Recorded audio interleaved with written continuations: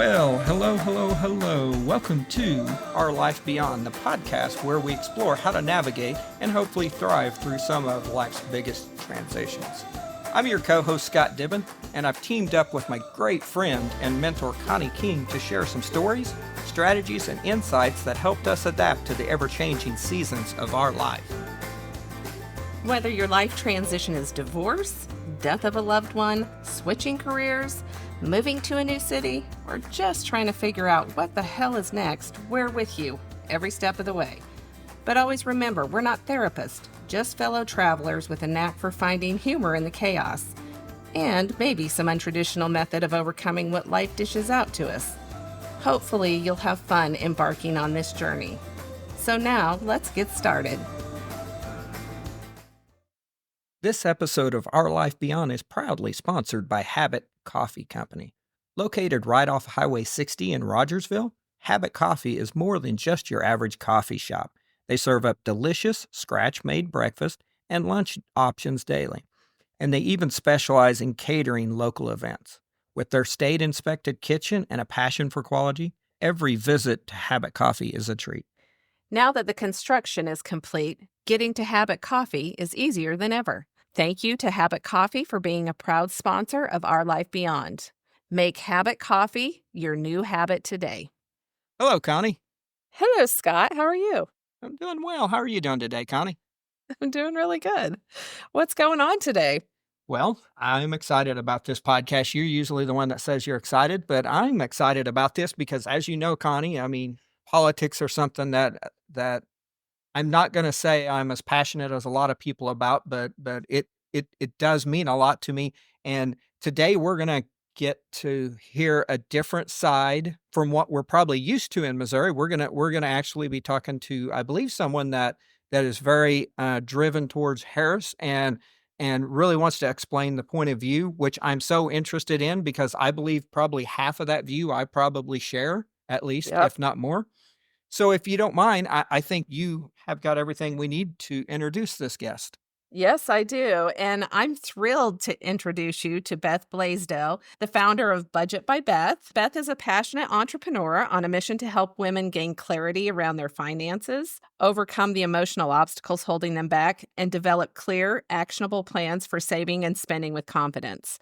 Through her work, she's not only teaching her clients how to manage their money, but also empowering them to make intentional choices that align with their values and goals.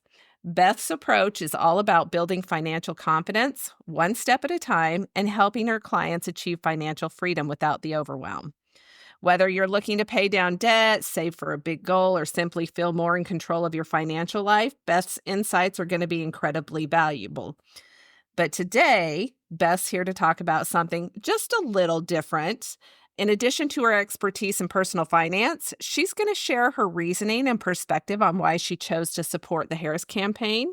It's a fascinating conversation about aligning personal values with political action and how she feels this particular movement can make a difference in the lives of everyday people, especially women. So, Beth, welcome to the show. We're excited to have you.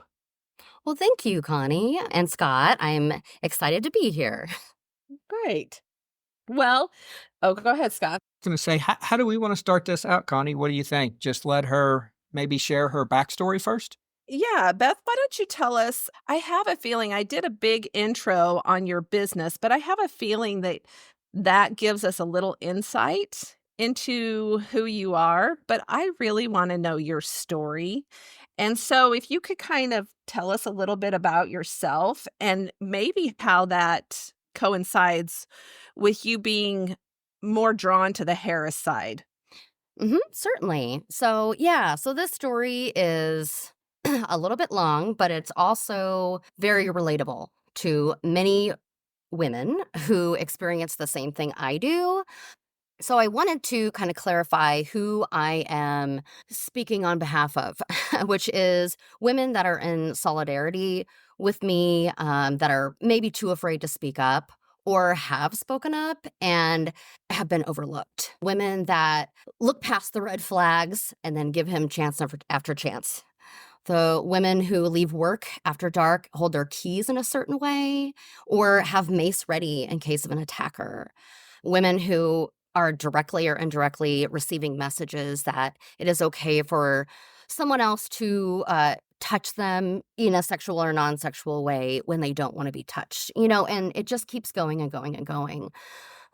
So my story is very familiar to many of us, and this does not exclude like any party, any religion, any race, any age, how much money you make. It just doesn't matter. This is from a lens of a woman. So my story, it starts as a young lady when we're in school, and a boy will, nudge us or do like a little push, just wanting to get our attention and seemingly innocent, but we find it just a tad bit annoying. And then they get a little bit aggressive behavior. Maybe it's more of a bullying behavior of, they flip your hair as they're walking by you in the hallway and say, "I'd like to see what's under that shirt." Or something as vulgar as, "Come over here and sit on my lap and we'll talk about the first thing that pops up." And eventually we are like, okay, this behavior seems wrong. I don't like it. It doesn't feel good. So us young ladies will go to an adult woman and we'll say, maybe it's someone within our school, maybe it's someone at home, and say, "Hey, this is going on and I don't like it. I'm uncomfortable with it." And then we hear, "Well, when a boy picks on you, that means he likes you. Just ignore them and eventually they will stop." And so we internalize that as a sign of affection. And that's very dangerous, in my opinion. So then as time goes on, we feel like, okay, maybe they leave us alone after we ignore them, or maybe not. Now, if they get more aggressive and we get into, maybe high school. And so finally, at this point, a woman or a young lady is frustrated. And she's like, okay, enough is enough. And she'll say something back to the boy and maybe embarrass him in front of his friends. She'll stand up for herself. Well, then he'll come over to her and say that again and find out what happens next, and laughs and walks away. And again, this story is something that is very familiar to me. These are things that I was told in school.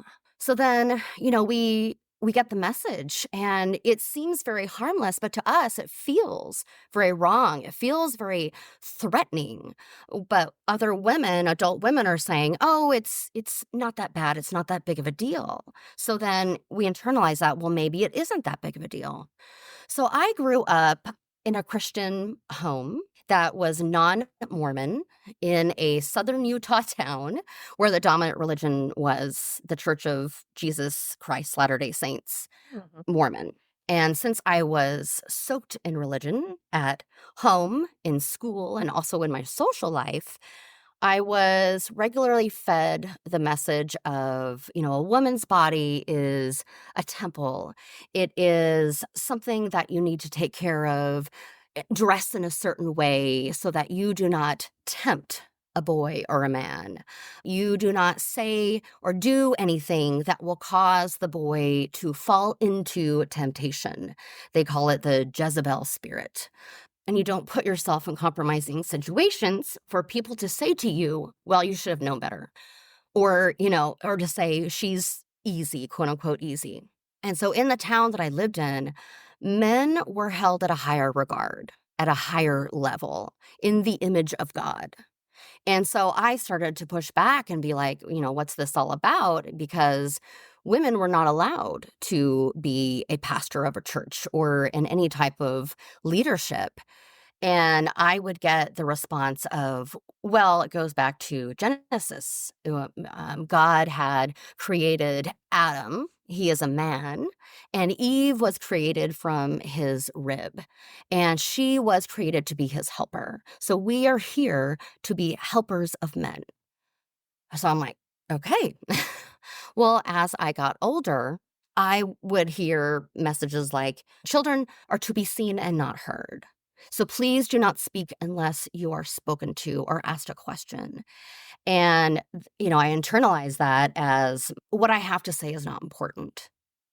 And then I would see women speak up and either state a fact or an opinion, and a man would say to them, "No, that's not what happened," or "You don't know what you're talking about," with like an eye roll or a smirk. And sometimes women would say, just try to get their message across and get frustrated and, it would come out in a certain way. And then, of course, the man comes back and says, oh, well, it must be that time of the month for you then. And then, of course, at that point, I would see just be completely shut down. So as a young girl, it was between 12 and 18, I grew up in purity culture, which again in Utah was something that we practiced, which was abstinence, waiting until marriage, dress modestly, and just those traditional genders of, a man is to be the husband, a woman is to be the wife, and you are to, carry yourself in such a way. And let's see here, I'm trying to think of purity culture is just really embracing waiting until marriage, waiting to save yourself for your husband. So as us young women, we were like, yeah, we were really embracing this. And we were thinking, what's going to be like? And who is our husband going to be? Do you think it's going to be someone we go to school with? And just really feeling into it. And I just wanted to be the poster child for purity culture. And people knew that that was my intention, to wait until marriage.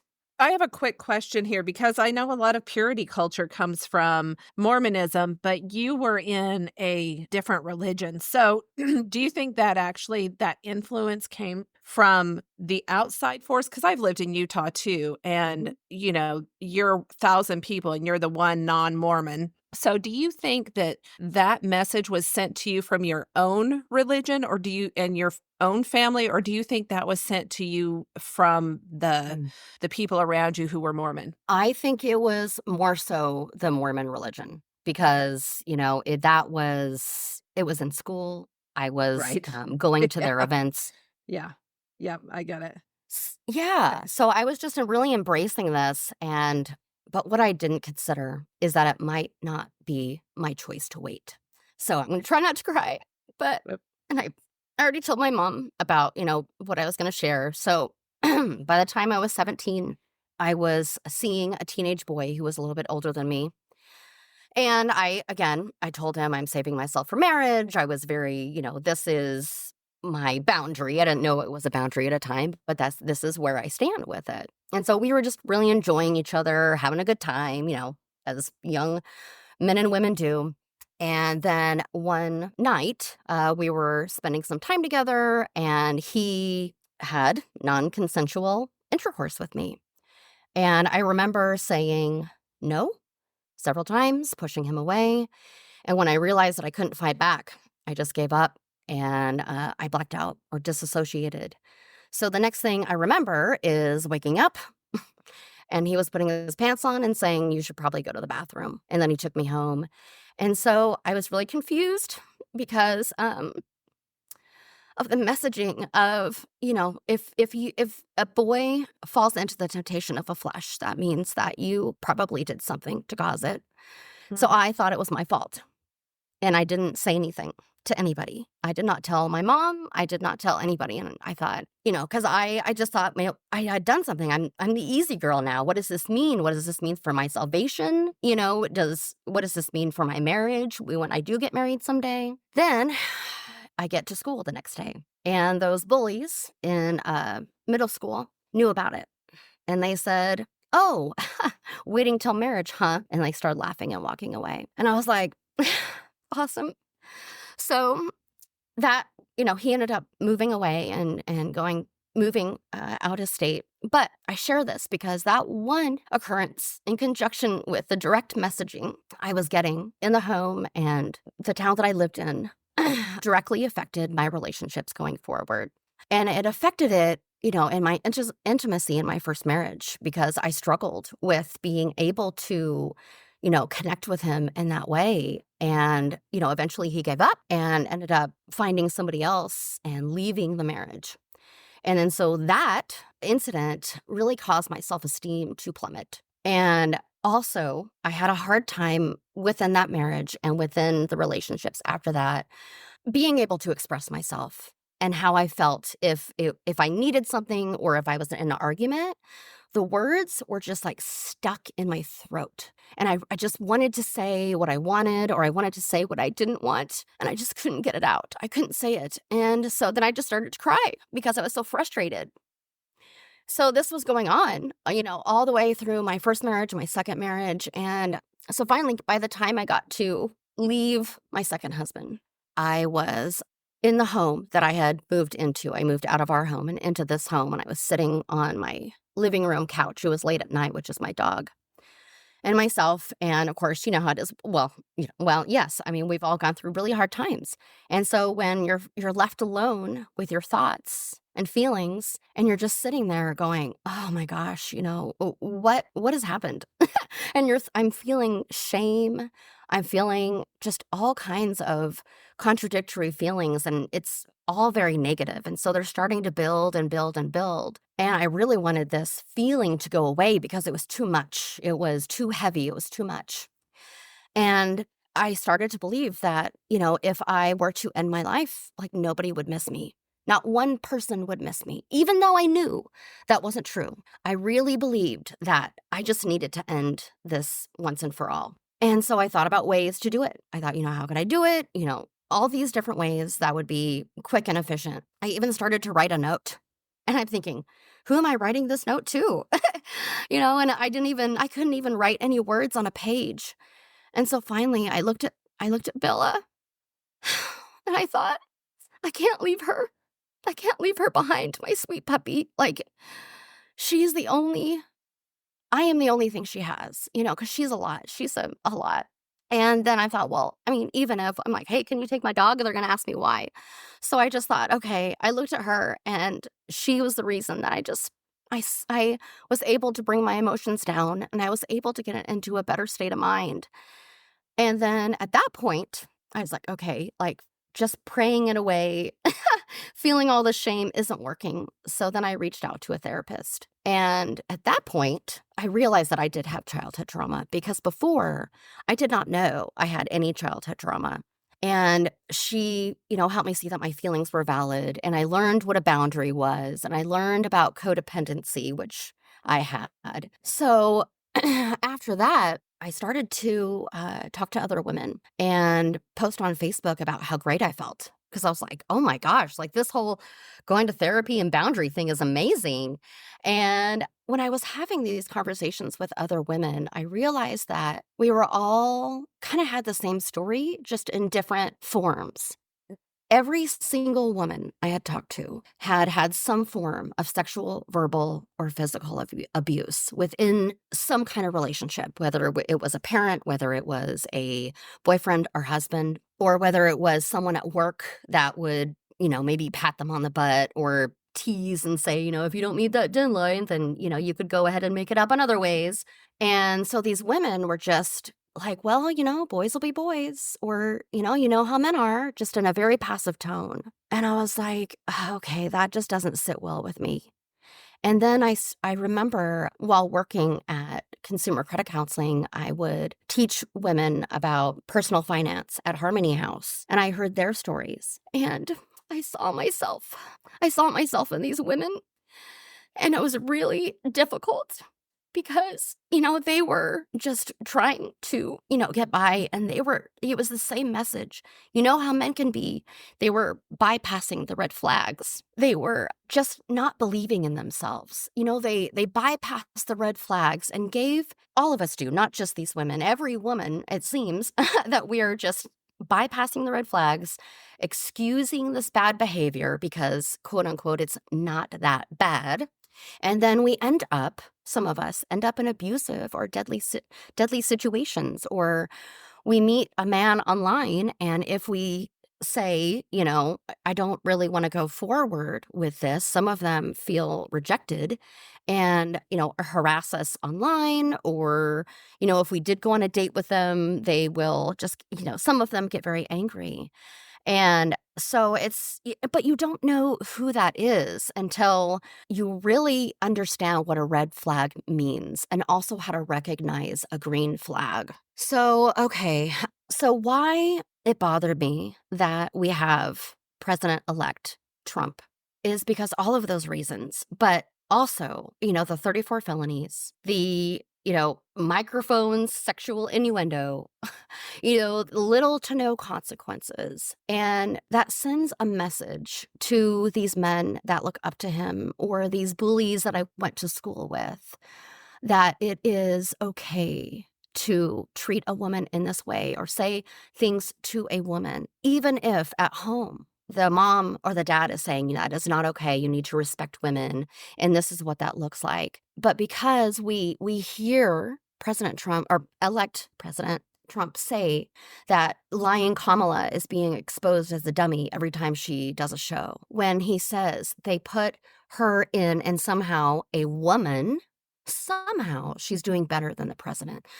When the VP Vance says we are run by a bunch of miserable cat ladies, miserable childless cat ladies, and childless people shouldn't be allowed to be in government. And then when they got pushback, he says, I have nothing against cats. So then the day after the president gets elected, I see on my Facebook page, your body, my choice. Men are posting, your body, my choice. Men are posting a picture of President Trump with a picture of Kamala and Hillary, saying he beat two women publicly and got away with it. I'm just like, okay. It really just put me in a complete tailspin. So I have an analogy that you can kind of tell how I felt the day after the election.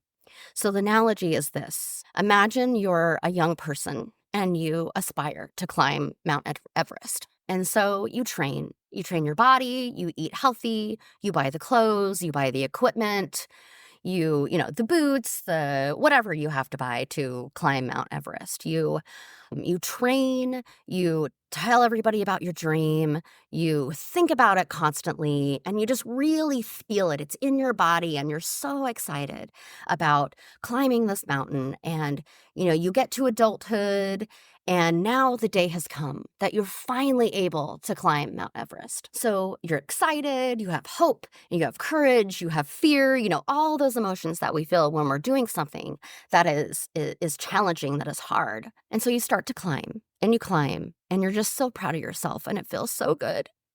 And you have obstacles. And so you almost get to the top of that mountain. You can feel it. You can see it. You're just like, oh my gosh, I'm almost there. And then out of nowhere, someone just pushes you all the way down the mountain. Just pops out of nowhere and pushes you down. And you fall, and you fall, and you fall, and you get to the bottom, and you're lying on the ground. And you look up, and you're like, do I want to try this again? Do I want to eventually get up and try this again? Or do I want to fold my tent and say, I can't do this? So I completely understand that people vote for different reasons. I understand that people, there are some people that just are very loyal to Republican Party. They are the Republican Party, so we're the Democrats. So that's how they are going to vote no matter what. I also know that some people vote because they're tired of the high cost of living, or they're worried about the rug being pulled out from under them. Or, maybe some people just aren't paying attention and they're just going to vote for wherever they, feel like voting. Some people told me that they didn't vote for either party just because they didn't like either one of them. And some of us see the larger picture and what that vote really means to different people. So I was very confused why 50% of America voted for the president-elect. Yeah. And so, but I remembered I was having conversations with people who, and still do, who are Trump supporters, Trump followers. And they were saying things to me like, he is going to solve my problem. And this is the fear I have. And he is going to make sure that my fear is going to be solved. And his party encouraged them to only watch Fox News because the mainstream media is painting them in a different light and not telling the full story. And some of the people that I talk to truly believe that he is going to solve these massive problems. He is going to remove the quote-unquote trash. He is going to make America great again. And they are willing to look past his behavior because they believe that he is going to make these major problems change, like he is going to change these issues. And it's different this time. But Beth, it's different this time.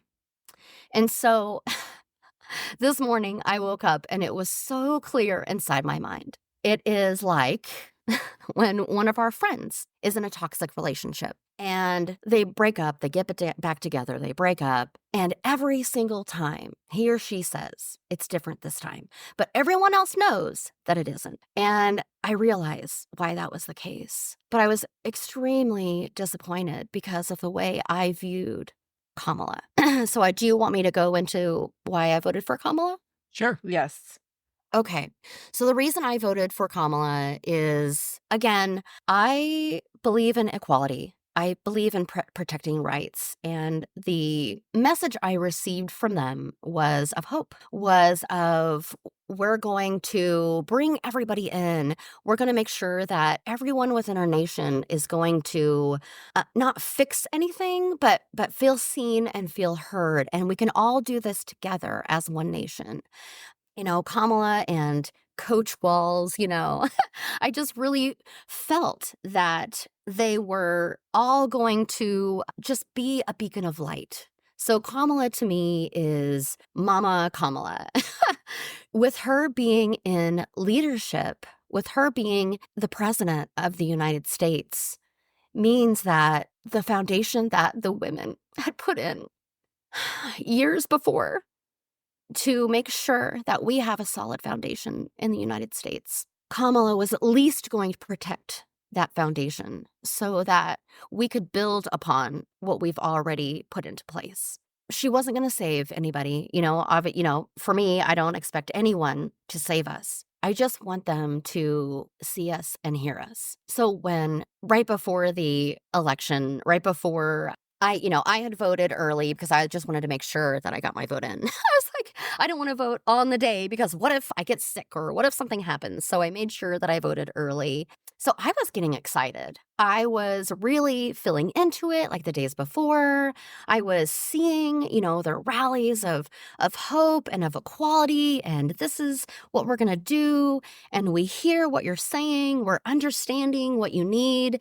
And so I'm like, this is going to happen. We're going to have our first woman president. I just can't believe it. I even told Brian, I said, I feel like the Barbie movie is I can't even think of the word, is a foreshadowing of what we're about to see in the United States. And I was just so excited. So the next day when I woke up and I saw, with my own eyes, because Brian had told me the results because I woke up very early. And because at first I didn't believe it. And then I saw and I was just like, oh no, I felt sick to my stomach. And then I felt a heartache. And it really confused me why I felt heartache. Because I was like, wait a second, I shouldn't feel this.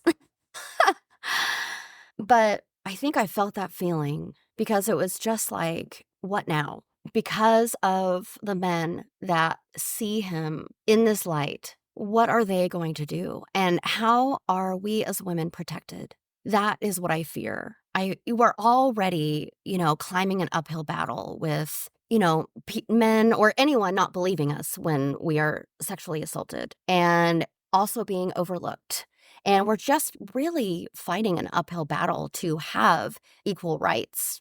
And so my heart was just broken for women now, women that had set us up to this point, and also the women that are going to be living in the United States from here on. And I actually wasn't really involved in politics at all before this election, before this term. But when I was hearing the Roe versus Wade getting overturned, and I was like, that's not going to happen. And Brian was like, it might. And I'm like, no, that's not going to happen. And then it happened. And that was mine and a lot of other women's bat signal to pay attention. So I paid attention because we are thinking, and I am thinking, what now? Could they take away more of our rights? What is their plan, for us women going forward? Is that foundation that all the women had put together hundreds, 50, 20 years ago and now, is that foundation getting dismantled? And so I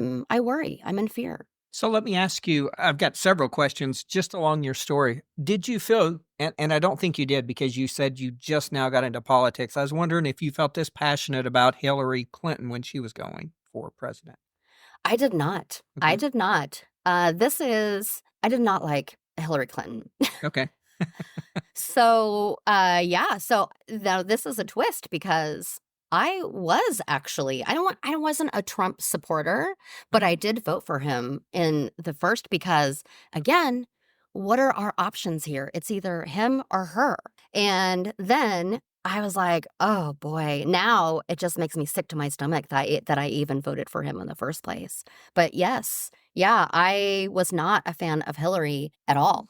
Okay. So, do you feel like you are drawn? Well, okay, gosh, I have a list of questions. I'm sitting here. Let me just start in one place, okay? Do you feel like people today, let's just start today, people are seen and heard? Let's talk about the LGBTQ community, the women, minorities. Do you feel like they are seen and heard right now? I do not. Well, okay, I do within the Democratic Party. I do within the Democratic Party, but not in a way that a woman would. Not in a way that someone who is in their shoes would understand what it's like to be them. And this is what I was also, again, when I was trying to unravel all of this, I was trying to unravel all of this in my mind of why there is such a disconnect with just everybody. And how I see it is, as Scott as a man, you cannot understand what it's like to be me as a woman. Sure. And me as a woman, I cannot understand, as a straight woman, I cannot understand what it's like to be a gay man or a lesbian woman. And we don't really know what it's like to be in their shoes. And that's why I think most men don't understand why women are so outraged by President Trump elect this time around, because they don't really know exactly what we've been experiencing. So I asked Brian, I said, Brian, do you really understand what's happening here? Do you understand why we're so upset? And he said, Beth, we don't see what is going on because the men don't do those things in front of us. If I am with you, a man is not going to act that way when I am next to you. So we are not going to see what is happening. I thought, okay, that makes more sense. So I think that to a point, yes, the Democratic Party is seeing, because they believe in equality, they believe in rights, but not even close to the extent of what each individual is dealing with on our level.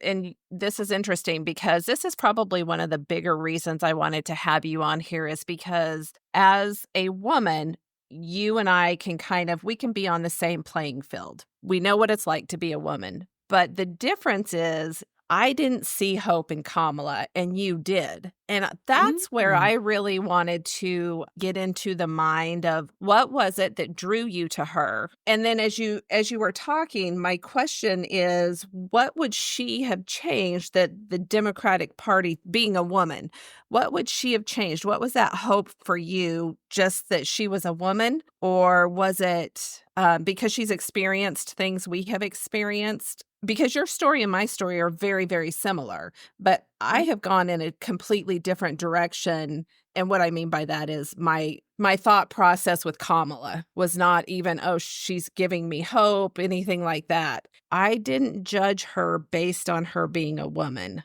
I judged her based on the information I was getting, and I didn't feel like it was going to change our world. So that's where my hope kind of fell off. So tell me a little bit about that part of it. What part of her was so hopeful? So for me, the hopeful part was her protecting our rights, because I knew that Okay. she and Tim believed in equality, they would keep the foundations that we've already built. They would make sure that anything that we put together wouldn't get dismantled. And I was more, let's see here, I was more turned off by what the Republican Party was saying.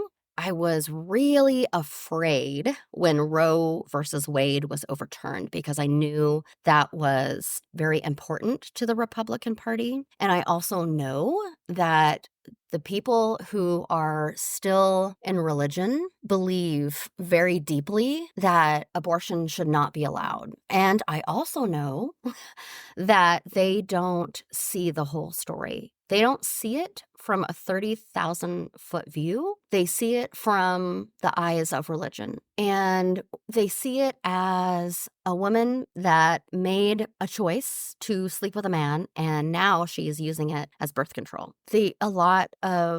Again, this is just religion. This is not anything else.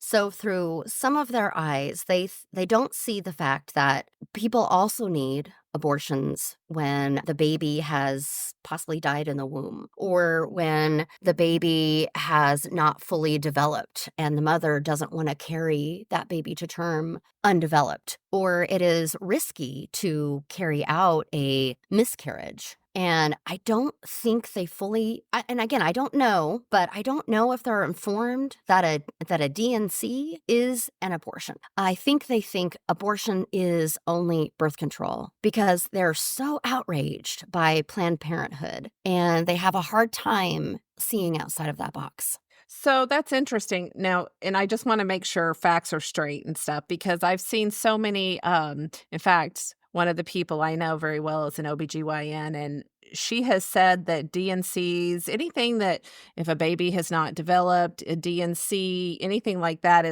does not fall under that overturn area. Now, I don't know what happens in the next few years. I mean, but I think that's something that from a person who's in the practice has said, Okay. well, that state level is a big thing for Scott and I when when we talk about overturning It is for me, for sure, yeah. laws. We think the state is a huge part. So I just want to make sure I'm clear. So Kamala was hopeful because you felt like she had her and her party have seen the minority groups clearer than the Republican Party has. I would imagine, you didn't say this outright, but I just formed this opinion that the toxic nature of what Trump says and a lot of the people in the Republican Party, especially men, a lot of what they say undermines values of women and who they are. Correct. Yes. Would that be correct? Yes. And were those the two big issues that you really had, is that, Kamala was going to be the one who was going to, she wouldn't not allow free speech, but do you think just seeing her in a presidential position would change the vocabulary of people? I do. And behaviors. Yes. Yeah. It would.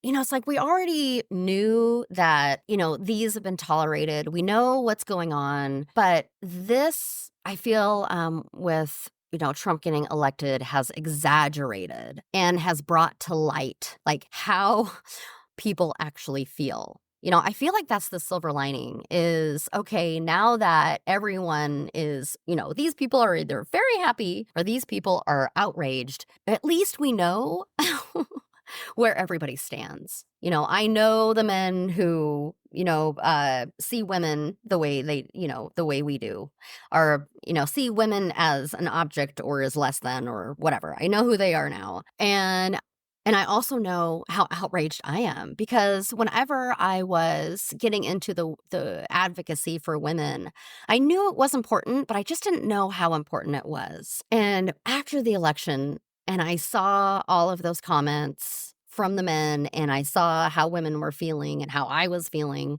I went, okay, I am crystal clear now that I need to advocate for women. And of course, now that is, with my business, but also advocate for women as just tell a woman, hey, what you had said the other day really resonated with me, and thank you for speaking up. Or when she shares a story of, hey, so-and-so isn't really treating me really nice, or I'm thinking about, dating this guy, guy, but he has these red flags and saying, well, let's talk through that. What does that mean?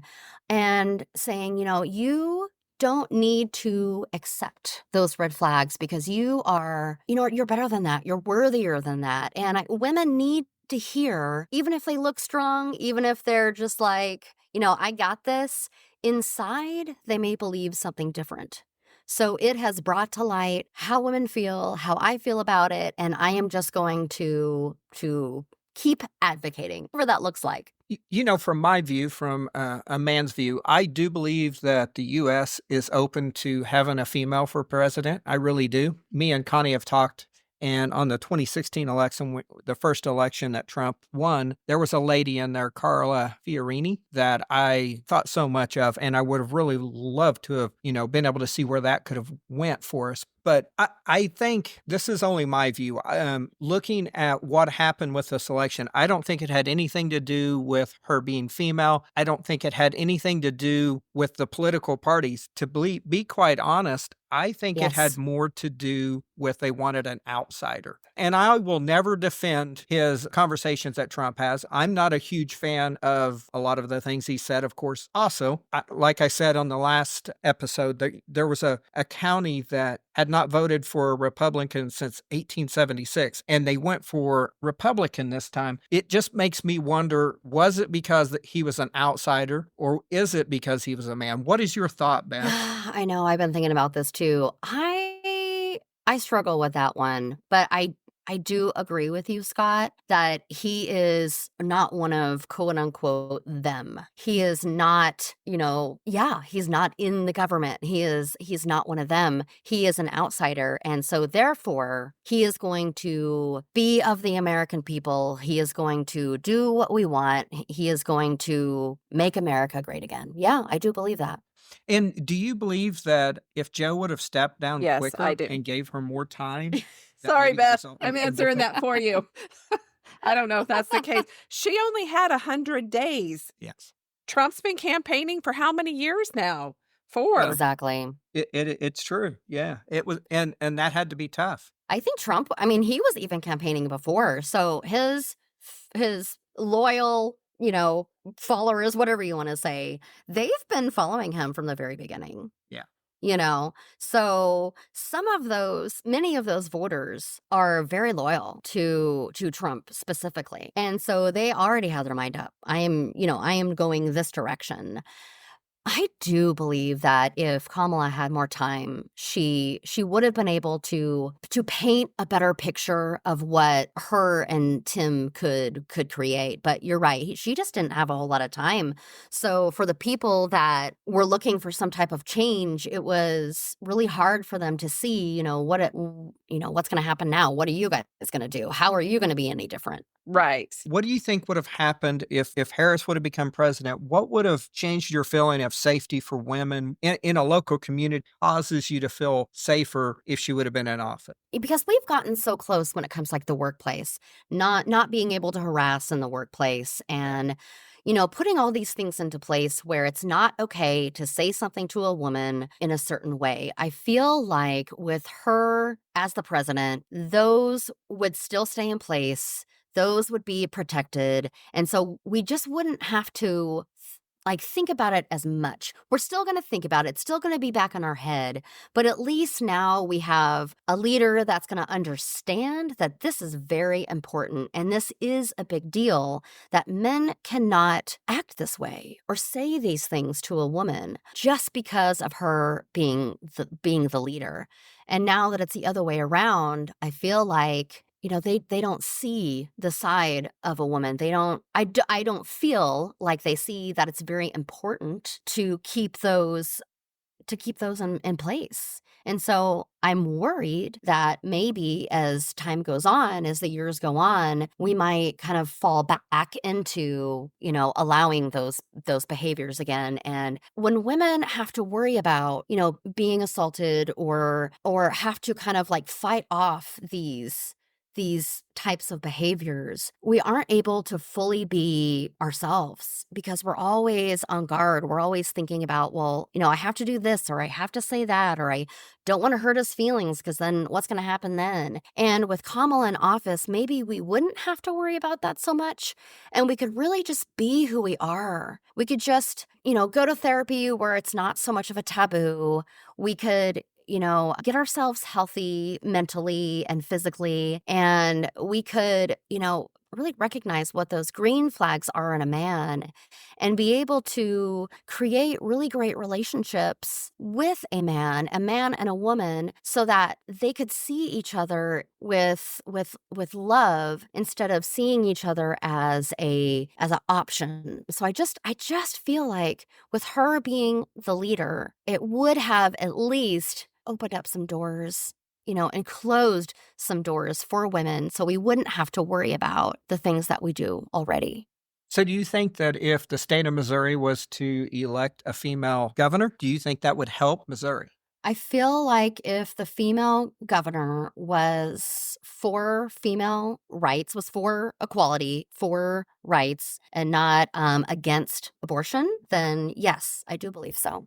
Definitely, whenever you get into the Midwest or in the center of the country, whenever you get anywhere that there's a heavy dominant religion, when we look at abortion or we look at Roe versus Wade, it's going to always be tough in Missouri. It's always going to be a very controversial issue. That is maybe a reason to keep issues like this at a state level, because that way one doesn't have to follow everything. If you don't like the politics of Missouri, being able to go one or two states over and being able to live there to where you feel like, your views are better heard. Some of these hardcore issues, people are just going to say no to. I mean, Hmm.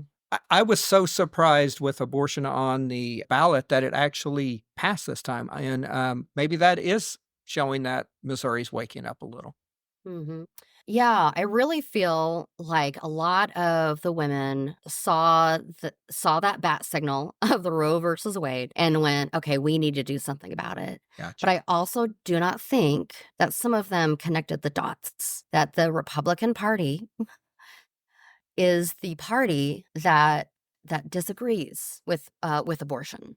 I also feel like some of those women do not realize that Roe versus Wade came from the Republican Party. So I could be wrong, but I do think that many women in general would like the abortion to stay where it is, and then just not realizing that, where that came from. I could be wrong, but that's kind of how I see it, but I don't know. My last question, how do you think since we've got so many different ideas in this country, how do you think that we go forward together as one country? More than likely you're going to have a neighbor or a member of your family that disagrees on these issues. Do you sit and talk about it openly? Do you suppress them? What are your thoughts? What is the right thing to do at this point? Yeah, I love that question. So for me, I'm always okay. So when I first meet someone, I kind of get a feel for what kind of conversations I can have with them. So if their view is, if they see kind of a smaller view of the world, or they say, you know what, I just don't believe in that. So, blah, blah, blah. I'm like, okay, I cannot have these types of conversations with this person. So I Sure. don't. So I don't have those conversations. And then with another individual who maybe is, talking about something that I feel like her or him and I can really discuss this great topic together. I'm like, okay, you like this person I can really engage with. So I think it's more of reading the room of who you can and can't have a conversation with, instead of looking at them and going, well, you believe this, so I don't want to talk to you. I don't want to have anything to do with you, which doesn't help anything. Obviously, that's not that's not going to help. But at least know, okay, I understand that they might have this point of view, so maybe we're just not going to have a conversation with that person, and and pass on by. Where I think it gets really hairy is if someone says something derogatory about, a different race or a different sex, and that offends another person, which is we can understand why, but that person can't understand why. That's where things get really hairy, is when they don't understand why the other person is so upset by this seemingly simple comment. So that's where we might kind of clash a little bit. But yeah, that's a hard question. I don't know. For me, it's just reading the room and understanding that some people I just can't have certain conversations with, and knowing that if they do say something derogatory that I do not agree with, I just say, you know what, Beth, you're the bigger person. We don't want to even engage in any conversation and move on. Connie, Yeah. what do you I think? agree. Well, and I think one of the things that, as far as how we move forward, is what you were talking about, is just not just reading the room, but being respectful of who that person is. And there are going to be people who have never learned respect. They think their opinions are the only valid opinion. And when that happens, I think I'm with Beth on this, that you can't argue with stupid. I mean, you just have to move on. And I know I'm being derogatory, just like we said, don't. But you just have to kind of move on and walk off and be like, all right, it is what it is. So I think reading the room is a huge one. But yeah, there you go. Well, I appreciate so much that you shared your story with us, and it helps us understand a little bit more of what you saw and what so many people like you, I know, saw in the Harris campaign. And before we go, though, would you do one thing for me and just plug your business again? Yeah, I would. So yeah, it is budgetbybeth.com. And so what I am doing is I am creating and have created workshops, also a keynote that I put together, and that discusses saving money. And so what I did, prior to all this, is I had one-on-one conversations with many women and asking, what is it that you are facing? And I asked a lot of really great conversations that turned into like a therapy session, which I had no idea that would happen. What I learned, what the common denominator was, is that they're afraid of not having enough. And that big number seems so big to reach, that saving money, just a small amounts of money, just doesn't seem like enough. So they don't save money at all. So I'm like, okay, here we are. Now that's just a small version of it. So yeah, I help women confidently save money by overcoming their financial fears, gaining clarity on what truly matters, and developing a clear and actionable plan for their future. And I do this by going through thought-provoking questions, clarity invoking worksheets, and then consistent repetition. So it's kind of like personal finance with a twist.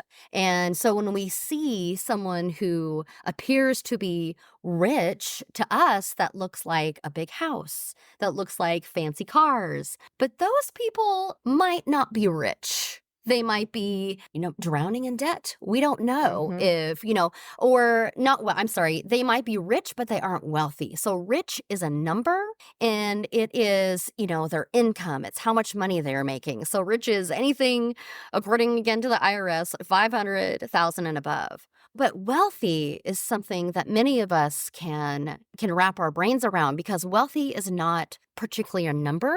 Wealthy is a lifestyle. So wealthy to me is going to be very different to you. And so it's just the perspective. So say it is a woman that is, is paying for her basic needs. She is also putting away money in, a 529 for her kids' college. She, she's able to do a few things that she enjoys. She's able to spend time with her kids. She's able to have a little bit of flexibility in her job. And to her, she is wealthy. But then Sure. somebody else is wealth is having a job with not having a job, but owning their own business, being able to take off on a Friday if they want to. Wealthy is not driving a certain car and looking a certain way. Wealthy is a feeling. Wealthy is a lifestyle. Wealthy is, just making sure they can pay for their basic needs and say, you know what, I do have enough. I have enough right now, and I'm also going to have enough in the future. So that is what I am trying to help people envision. And these workshops can be with other businesses within our community. They can be with employers that want to help their employees get more financially secure. I have 2 workshops already in the process that are hopefully going to be in January. One is going to be in January. The other one is still kind of in the works. And then I also have an online course that's going to be rolling out in January or February as well. They can go to my website and click on, one of my freebies. I have a freebie that is mastering your credit score. Another freebie, 15 simple ways to save money, and then about your mindset, getting your mindset in the correct way in order to be able to see the bigger picture. And then if they, grab one of those freebies, I'll put them on the email list so that whenever I do have these, at least public workshops and my online classes, they can get an email and know when that is, because they are so close, and I am so excited, and I just cannot wait to get these workshops going and moving. Well, congratulations. Wealth is the ultimate form of freedom. And Mhm. whether it's wealth from having enough money to do anything you want or wealth from living the way you want, that is the ultimate freedom. So thank you so much for not only talking to us about the election, but also providing a service that allows freedom too. Thank you. I appreciate that. Yeah. Well, thank you for having me on. I was very nervous, but I really enjoyed our conversation. So thank you. Well, great. Thank you so much for talking with us. And Scott, do you have any last words? No, thank you. I appreciate it. All right. We'll talk to you soon. Okay, thank you so much for listening to this episode of Our Life Beyond. We really hope that you found our discussion insightful and inspiring, or at least brought a smile to your day. If you did enjoy this episode, please consider subscribing to the podcast on your favorite platform and leave us a review. For more information, resources, or show notes, visit our website at ourlifebeyond.com. You can also follow us on social media. Search for us on Facebook at Our Life Beyond. We would love to hear from you, our listeners, so feel free to reach out with your questions, comments, or suggestions through our Contact Us page at ourlifebeyond.com or on social media. And once again, thank you for joining us on this journey. Till next time, remember, life beyond any challenge is possible, and we're here to navigate it with you. Stay strong, stay positive, and keep moving.